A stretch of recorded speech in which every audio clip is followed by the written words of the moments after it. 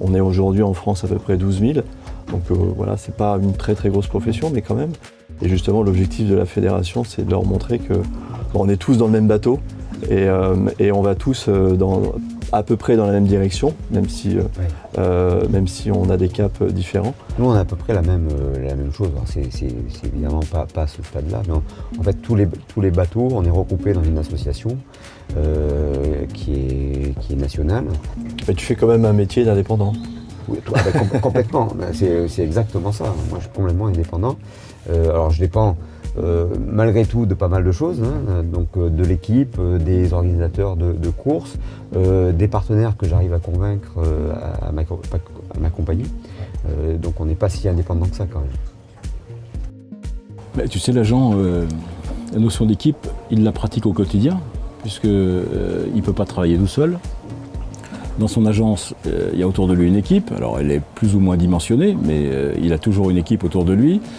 Cette équipe va lui apporter la compétence ou l'assistance sur un certain nombre de sujets.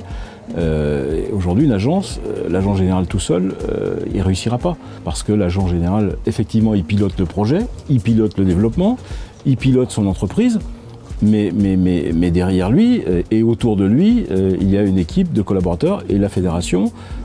On doit aussi se poser la question de ces métiers de collaborateurs. On doit travailler sur l'attractivité des métiers, on doit motiver des jeunes de venir rejoindre nos équipes, de rejoindre nos agences. Aujourd'hui, on est une profession où il y a de l'embauche, mais malheureusement, on manque de bras. Et tout seul, tu fais rien. Enfin, je pense que malheureusement... on est tous confrontés à ça. On est tous confrontés à ça. Et moi, c'est plus simple d'être tout seul. Hein. On a l'impression d'aller plus vite, mais par contre, on va moins loin. Aujourd'hui, dans notre profession, les associations réussies, c'est quand on a mutualisé des compétences. C'est-à-dire qu'on a additionné des compétences pour faire que. Et il y a de très belles réussites aujourd'hui avec des agents généraux qui sont spécialisés sur les risques d'entreprise, sur les risques de personnes, sur le risque sur le marché des particuliers. Et ça, on arrive à faire des synergies qui sont fabuleuses. On est un métier en constante évolution, bien évidemment. Et on fait en sorte justement de toujours être à l'affût, comme toi tu dois l'être sur les nouvelles technologies, et notamment sur les outils, puisque toi, comme tu disais, tu ne peux pas naviguer sans bateau. Et nous, aujourd'hui, c'est vrai qu'on ne peut plus travailler sans un outil de travail, notamment l'informatique, un outil de travail innovant, performant et efficient. Et là, depuis justement, notamment la période de Covid, on a été obligé de s'adapter, notamment sur les outils télétravail, travail à distance, formation des équipes et ainsi de suite. On est évidemment attiré par la techno.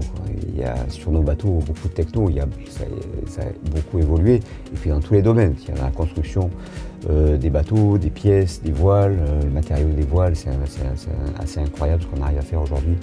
Nos bateaux sont à la fois un concentré de technologie et un concentré de bon sens un peu agricole, on va dire, qui nous permettent de revenir dans un mode super dégradé, quoi. Voilà, parce que la vérité ne sort pas forcément de l'ordinateur, elle sort aussi du bon sens qu'on peut avoir en mer sur des méthodes qu'on emploie. C'est très important ce que tu dis, parce que les outils sont des aides à la décision, dans de très nombreux cas. Et dans notre métier, aujourd'hui, il ne faut pas se fier qu'aux outils. C'est-à-dire qu'à un moment donné, il y a un moment d'intuition, et ça, l'intelligence artificielle, elle n'aura jamais l'intuition. La relation client, derrière, il y a de l'affectif, il n'y a pas que de l'outil. Et cet affectif, c'est l'agent qui va le sentir.